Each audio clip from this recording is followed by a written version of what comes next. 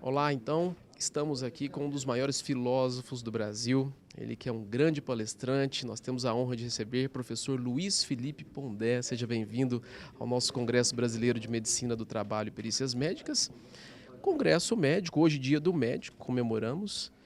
O senhor já fez medicina, é isso? Antes de tudo, quero agradecer o convite.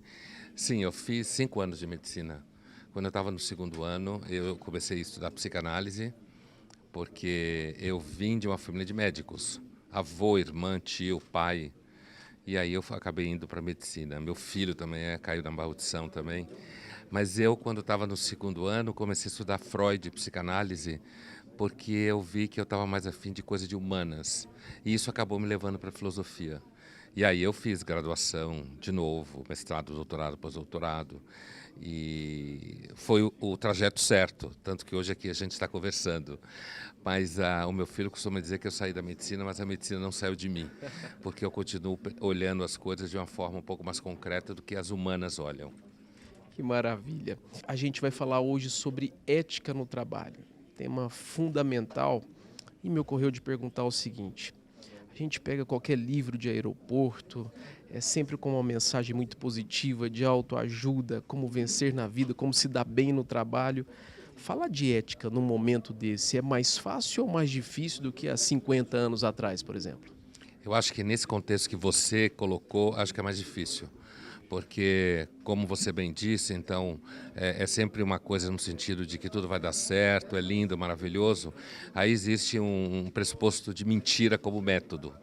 E toda vez que você tem a mentira como método, fica mais difícil falar sério sobre qualquer coisa, porque fica parecendo que você tem que tratar as pessoas sempre como adultos que não são adultos.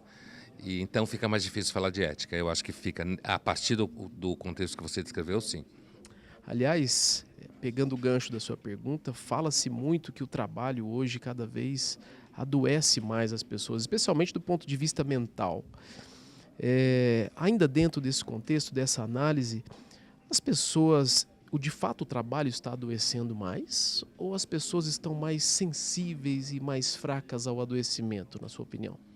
Eu acho que esse tipo de questão comparativa ela é sempre complicada, porque hoje a gente tem mais ferramentas.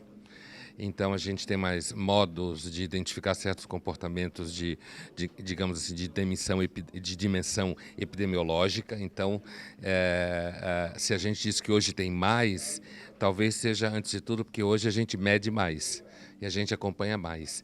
Mas feito esse reparo metodológico, não há dúvida de que hoje as pessoas cada vez trabalham mais.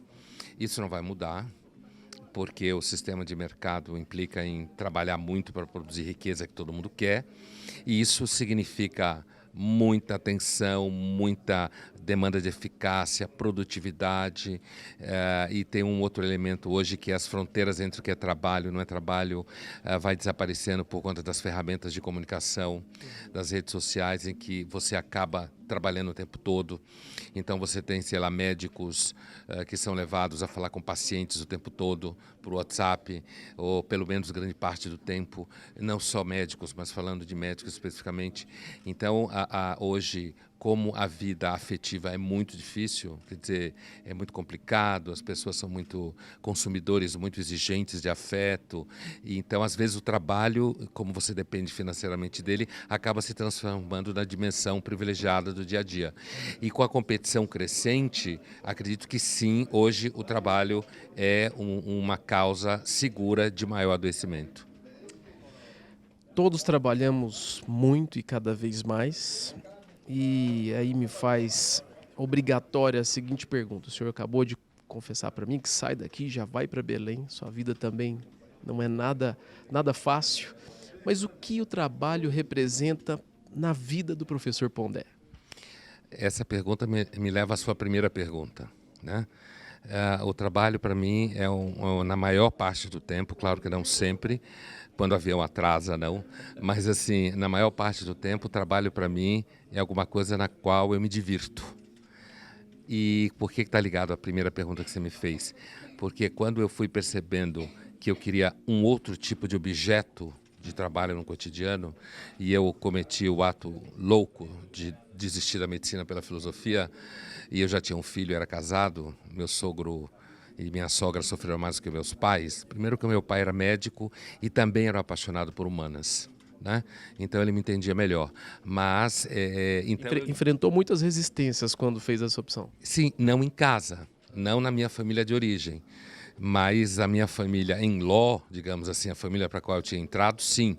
Não da minha mulher que me apoiou, mas dos meus sogros, que afinal de contas tinham casado a filha com um futuro médico, né? Imagina, né? O sonho de qualquer sogro e sogra casar a filha com um médico, ainda que as coisas não sejam tão óbvias quanto eles pensam com relação à área de trabalho da medicina, mas então o trabalho para mim hoje, ele significa a maior parte do tempo um terreno onde eu faço escolhas associadas à busca de significado. Então, apesar de que eu trabalho muito, na maior parte do tempo, eu estou sempre envolvido com alguma coisa que tem sentido para mim. Então, o trabalho fica muito melhor, assim. Grande lição, grande momento. Mais uma vez, professor, muito obrigado pela Eu que entrevista, agradeço. por estar aqui. Para nós é uma grande honra. Obrigado por ter nos acompanhado. Até a próxima.